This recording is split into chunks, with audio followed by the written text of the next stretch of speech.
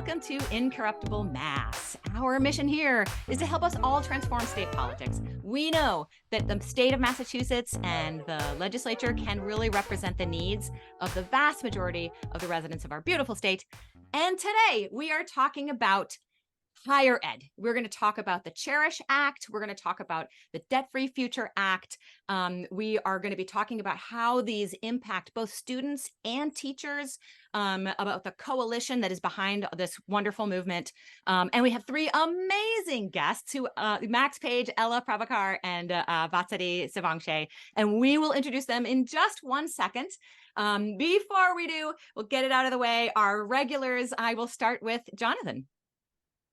Jonathan Cohn, he, him, his, joining from Boston. I've been active with issue and electoral organizing in Massachusetts for a number of years, and always happy to be here, and always love the burst of energy that Anna brings when starting episodes.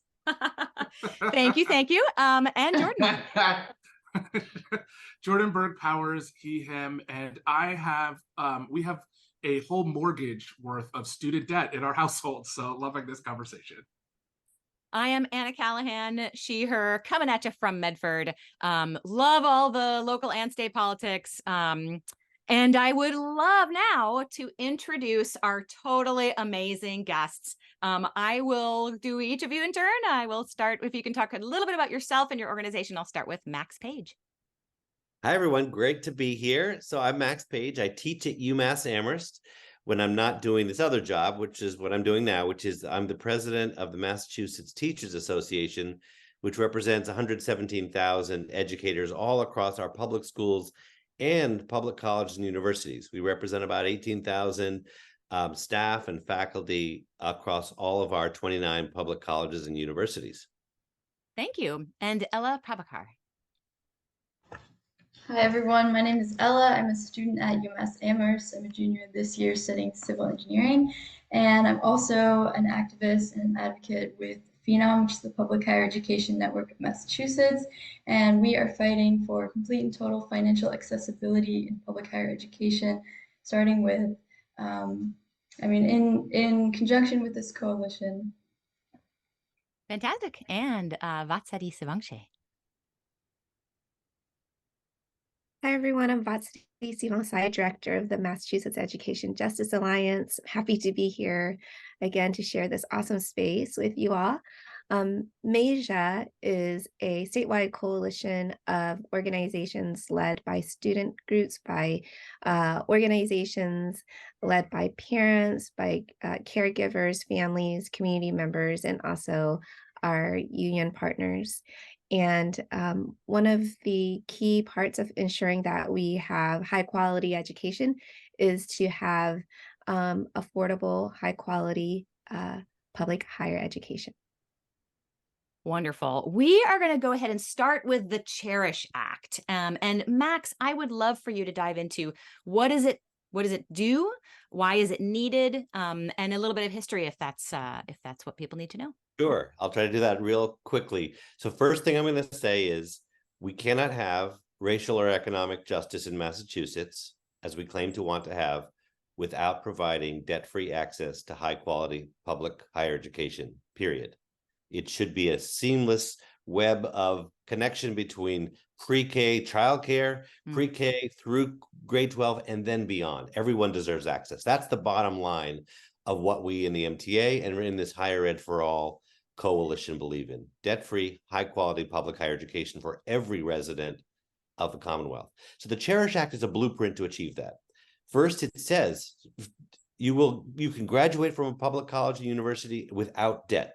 Now, the very wealthiest may not need any support because they can graduate without debt. It's about making sure that everyone can graduate without debt, counting for the full cost of attending a public college or university.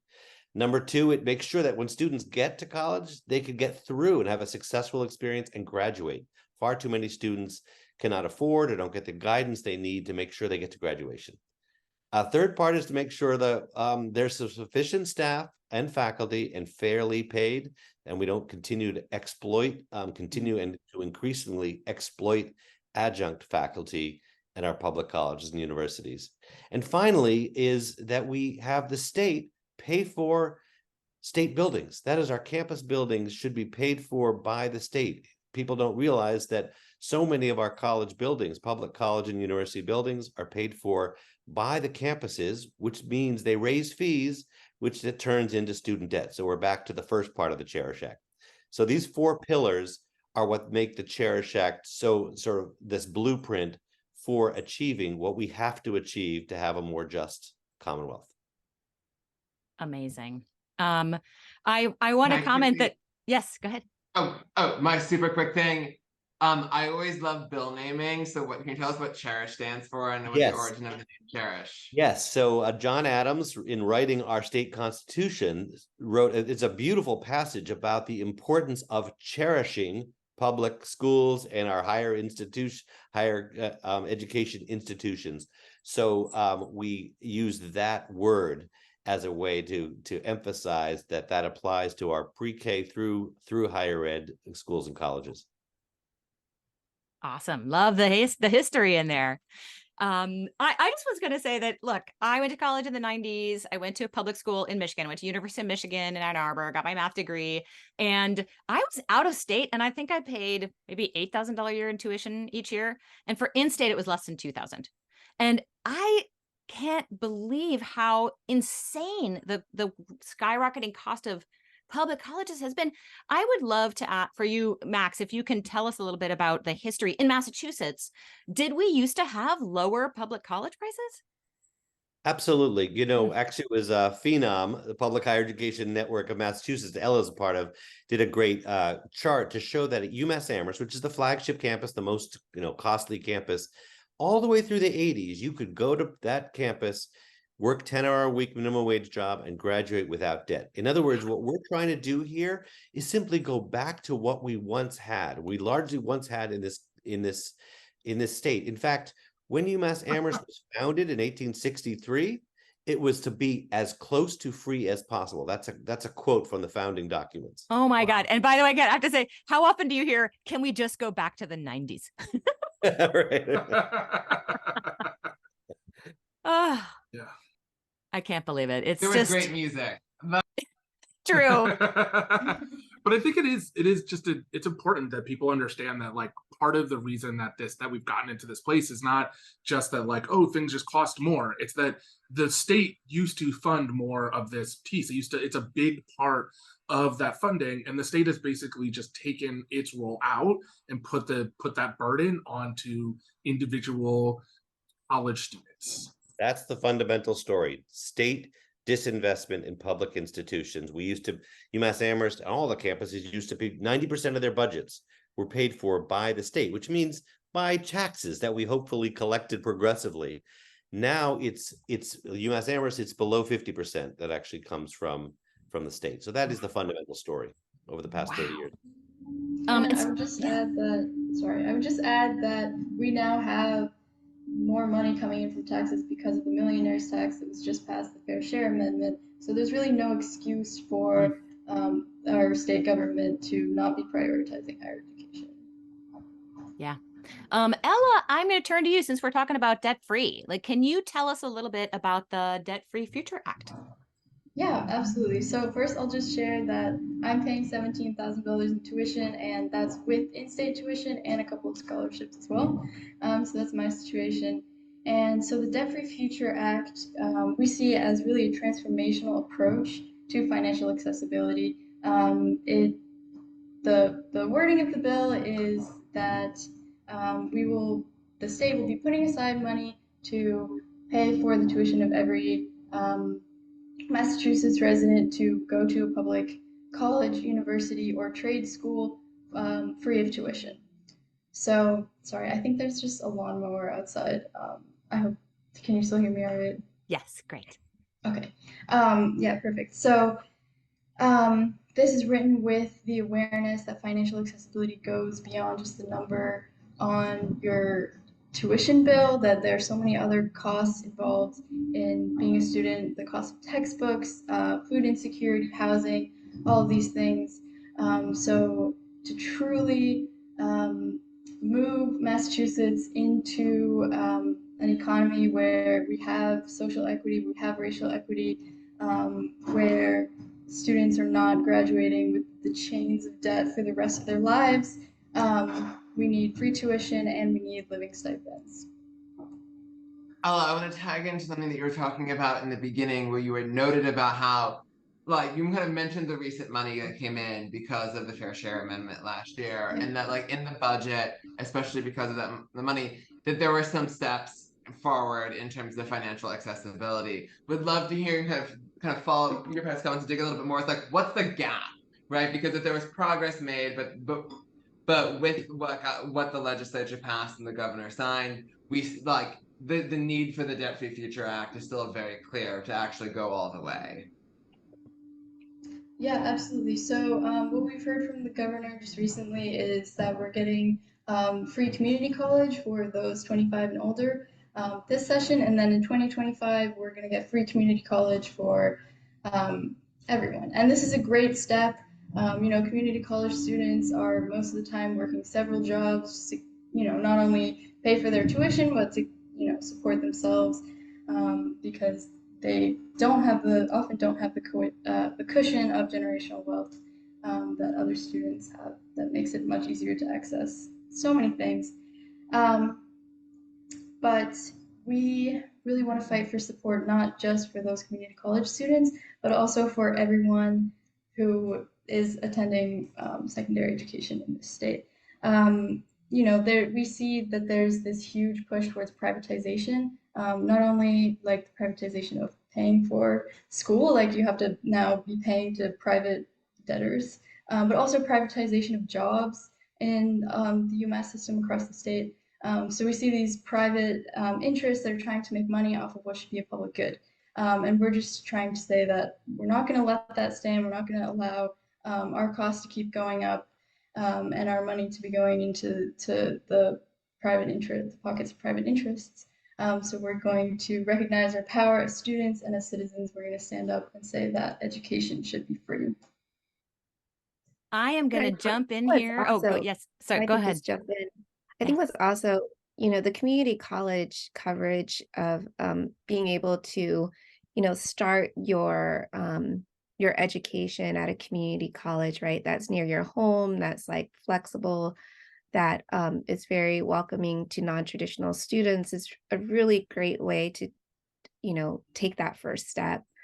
But then we also need to provide like a future success where if for those folks who it is going to, open up more opportunities for them and their families to get that 4-year degree, then that they have that chance too. Right. So I think if we can really build upon our vision for all of our families to have that 4-year path, it would build our community and build the foundation for our democracy and make it both our communities and our democracy stronger. Right. So it's like, this is a great first step. Let's just think about the ultimate vision for our entire communities and our country. I think that's really. Go ahead. Oh, good. I'll just say really quickly. I just want to go on what Ella said. So we had somebody come in before us at one point, and somebody said to the group that I was with, oh, well, one of the reasons we should allow privatization more often is, we had somebody who was cleaning, and we were paying $80,000 a year, and we saved taxpayers money by privatizing that service and getting a private person in. And now, it cost us $60,000, but we kept the person who was there. And I said, so what do you think happened to that person's wages? They were getting that $80,000, and now they're getting less money. And he said, oh, well, but they got to keep their job. And I was like, yeah, but you've just now taken money out of the system. And I was like, and who's the corporation? Oh, it's a corporation that's not in Massachusetts. And how much are they paying? Oh, well, they cut their pay by half. So now half of that money is leaving the state, going someplace else to corporations to give things. And the worker who's here gets paid less. And we know that eventually that corporation is going to say, hey, well, if you want this service, you're going to have to pay us more. And it's going to be more than the 80K. Then they're currently, like, that savings going to disappear within a year or two because they're going to maximize their profits. So like, this is like, I think it's really important when we say privatization, what does that mean? It means like we're going to take money that should be a public good, but it's not just a public good. We're going to take money that's going to people, individual people, and how's that we're going to give that money, taxpayer money, to corporations, and they're going to pay people less. And by definition, let's remember, especially if it's a C Corp, it is literally the legal definition of a C Corp that they must prioritize the profits of their shareholders over anything else. That's literally the legal definition of a C Corp. So you know that the profit is coming out and going to shareholders, i.e. the ultra wealthy. Yeah, Max and then Anna. No, I fully agree, and this has been the trend over the past 30 years, is not only disinvesting and therefore leading to higher tuition fees, but also trying to outsource all kinds of things. Right near where I'm sitting right now is a huge new quote unquote dormitory, but it's a private dormitory in which a company will house students, but in fact take the profits for 30 or 40 years and then return a decrepit building back to the state.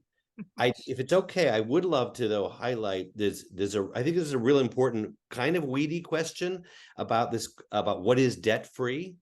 That was brought up because there's a real difference between what we hear about of like free community college and what would really make it free. So often when people talk about, oh, it's free community college, what the new Mass Reconnect program is it says after you get all your different grants and so on, we will make up the difference, we the state, on the last dollar, that's the phrase used, the last dollar to cover your tuition and fees. Now that's good, that's an additional money for students, that's good, but that's not really covering the true cost of attendance. And what has been shown over and over again, that the students that you really want to attend, working class students, students of color who do not have the wealth to go, they won't go, or they won't be able to get all the way through unless we're supporting their full cost of attendance, room, board, transportation, childcare.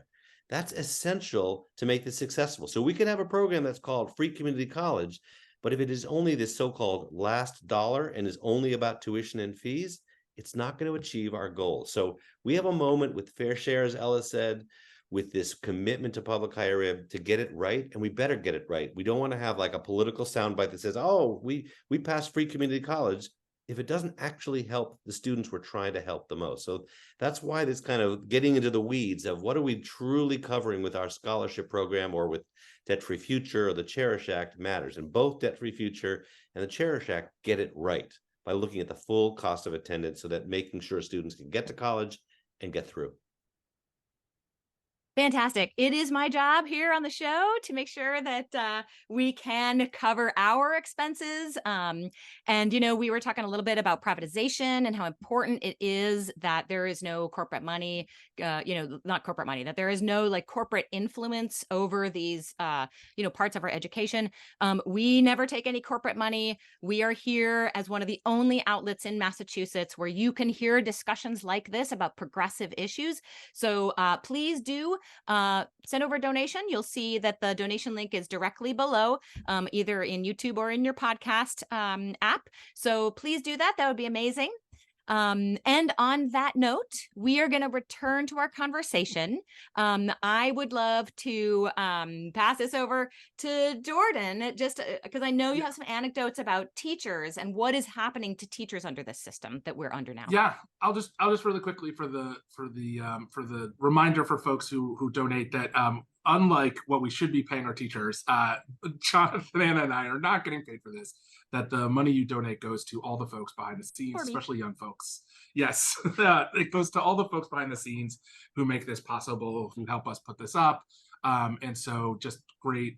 So please do donate. So I'll just say really quickly, we've had, she hates when I call her this, Dr. Kara Berg-Powers on the show to talk about sex education, but in her day job, she is an adjunct teacher. She adjuncts at Worcester State. She has another fancy title at Clark that is just another way of saying adjuncting at Clark University. And that is something that's happening across the systems. We know is that it's really hard. People think, oh, the problem is these teachers who are tenured, can't get fired, all these things that that they say. But the truth is they're going towards this model of paying people as little as possible in this system.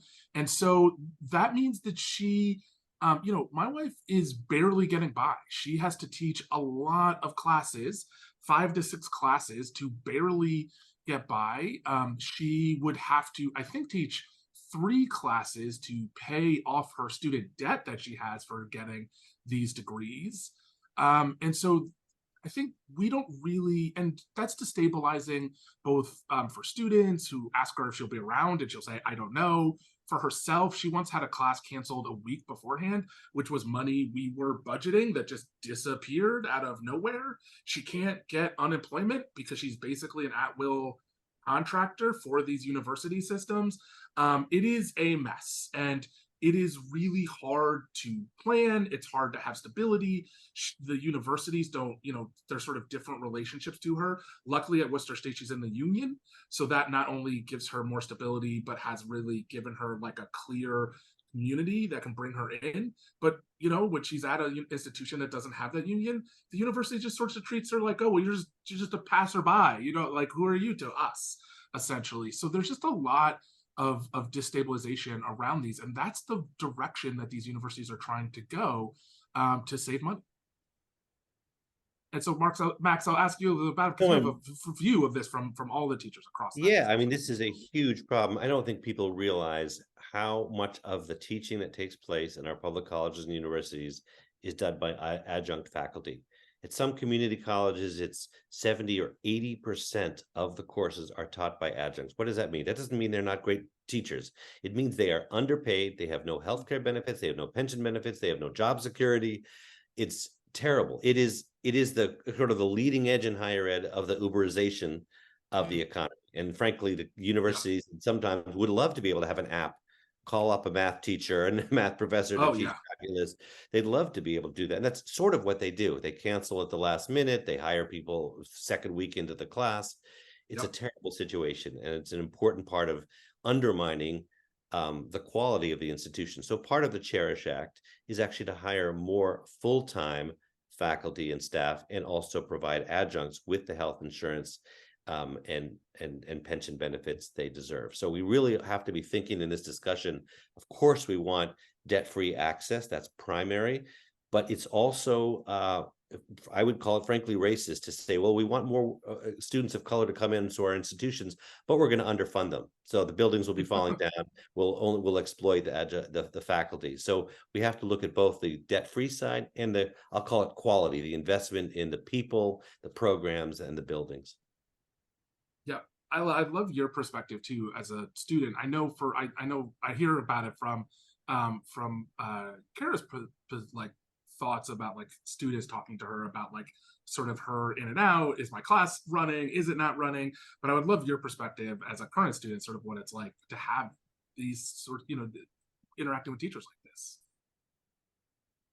Yeah, absolutely. I mean, I think I've heard a lot about the teacher's perspective. I have a family member who was an adjunct professor for maybe almost 10 years and never got hired full-time, never saw any long-term benefits from that job. So eventually had to leave, even though she was a great professor and really cared about her students a lot.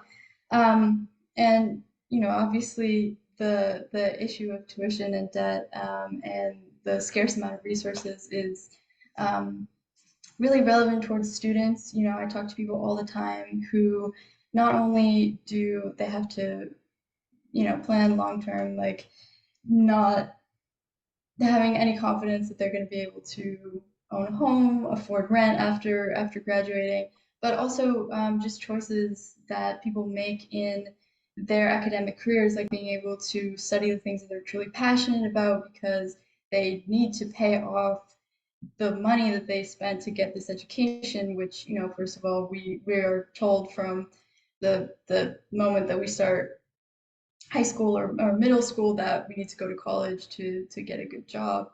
Or many people are told that if they have even the opportunity to think about going to college. So from the student perspective, everything that you all have mentioned is so important. For the next question, I'm going to weave a comment that I wanted to make before as a nice seg into the next question. So before, when we were like, Max, I thought you made excellent points about how, like, what does like free even mean, right? Because of the fact that free can often mean, they can be used to talk about very different things, and it's always important to, let's say, unpack the language used in politics. But we also wanted to talk about, let's say, funding levels for public higher ed, because often one thing that we've talked about in past episodes of the show is that a lot of budget reporting just talks about like the total value, when it's often not talked about in the context of like, well, what was it the year before? What was inflation? How does that impact? To what extent this is like this huge upward trend, even if the raw numbers go up? Can you tell us a little bit about, like, what does it look like for funding levels for higher ed, say from the recent budget, and how that compares to recent years? So there's a two kind of statistics that I especially look towards. One is how much of our total budget or of our total income in the state do we dedicate to public higher education? We dedicate less than a third of 1% to running all 29 public colleges and universities of our, well, less than a third of 1% of our income. In other words, that's the possibility. We are wealthier than we have ever been. We are at the bottom in terms of the proportion of our total kind of per capita income that goes to public higher ed. Oh my God. A very specific thing, a statistic on the student side is like, how much per student do we spend? And we had dropped 30% between 2000 and around 2019. We have recovered a little bit of that, but that's like a basic like number that says like how much per student, like how much are we investing in our students? And that's how much it had dropped over those years. That's led to the big tuition and fee hikes. That's why we've done more exploitation of adjunct faculty.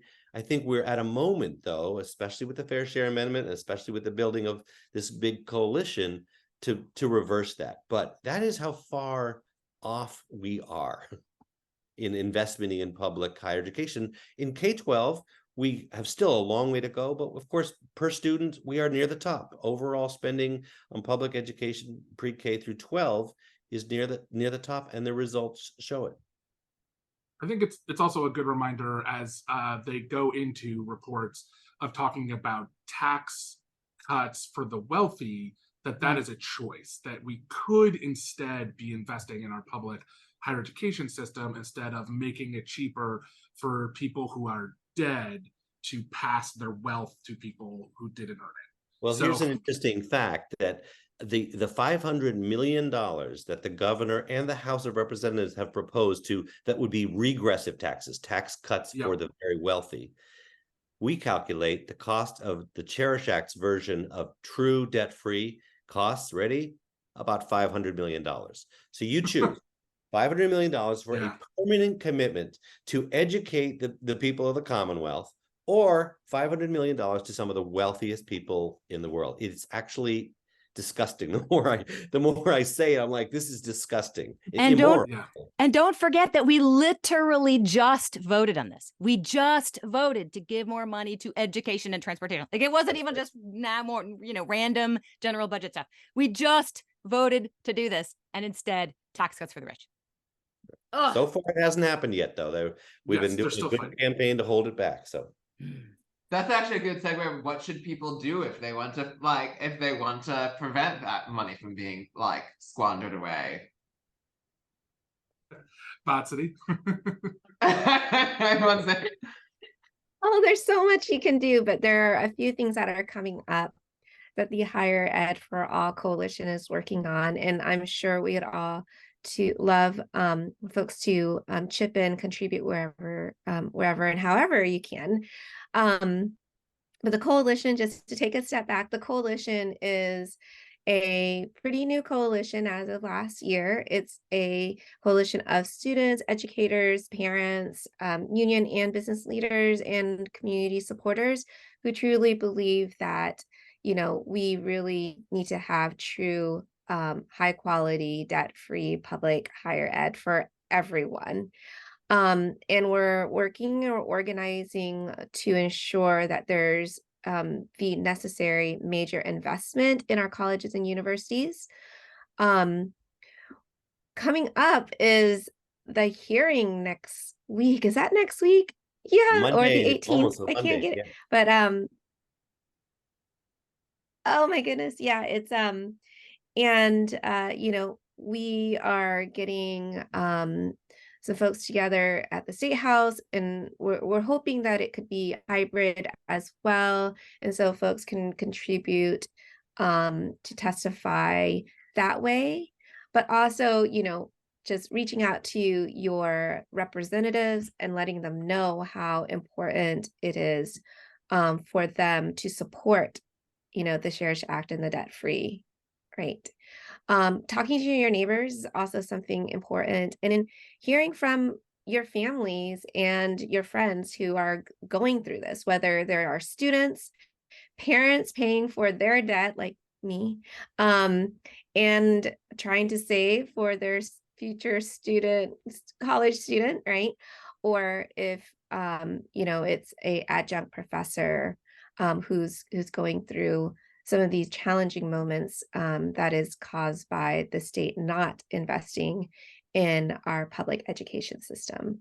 But John and I and Phenom and MTA and a lot of other organizations across the state support this.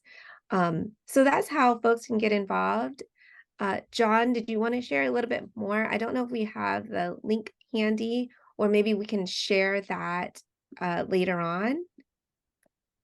Yeah, no, I'll shout out. Thanks for dropping in the chat here for the MA Higher Ed for All.org link that has a lot of great information about the coalition, about kind of the bills that the coalition supports, about upcoming events. If you go on there, I'm just confirming that it in fact appears there, and I'm not sure that if you would like to testify at the hearing but have never testified before, the coalition is going to have some testimony prep events where we just kind of go through some of the best practices for doing that and kind of demystify it for folks coming weeks, because it is as Vatsity noted, if people want to testify for that hearing on the 18th in person, it's the 18th at 10 a.m. in Gardner Auditorium, but you would be also able to testify virtually, which I think has been a great addition at the State House for hearings in general, since not everybody is able to make it to Boston in the middle of the workday, or even just like any time of the day if you have transit. Have you if you have kind of various reasons for, say, limited mobility. So that's something that you don't need. You can, by the time that you get called, it might be on your lunch break anyway. So it's something that you could adapt much with your schedule, or like have a watch party so that people stay to whenever they actually get called. Kind of different ways of participating, as well as simply the important thing with any legislation is making sure that your legislators hear that you care about things, because one thing I'm sure that's like Max, Alan, and like those kind of Anna, Jordan, you've heard this many times, they don't actually hear from their constituents that often, outside of like a few districts where like they hear from everybody all the time. But it's like if you're in Cambridge, you hear from all of your constituents all of the time about everything. But for most districts, they often don't hear from people that regularly. So hearing from 5 people in one day puts something on their radar and might even spook them a bit. Yeah, just make it easy. I'd say, like, you know, you can do things if you don't want to testify, just make a phone call to your state rep. If you don't want to make a phone call, tag them and tell them how much debt you have and how silly that is. You know, on Twitter, there's so many ways. I would just encourage you to do something to raise this issue for your legislator. As Jonathan said, they never hear from us. Rarely do they hear from us. And so you listening right now might be the only person who talks to them. So make sure to bring somebody with you, but just, yeah, do something simple to make sure to raise this issue. Fantastic. Yeah, I want to, yes, go ahead, Ella.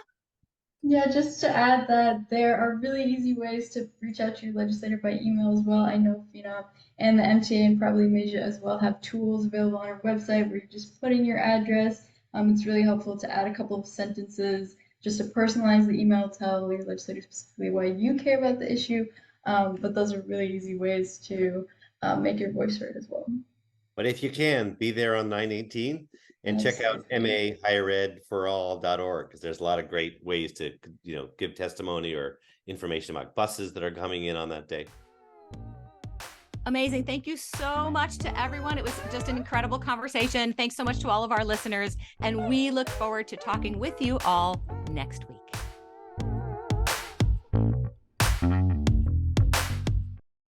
Hey there. Thanks so much for watching us on YouTube.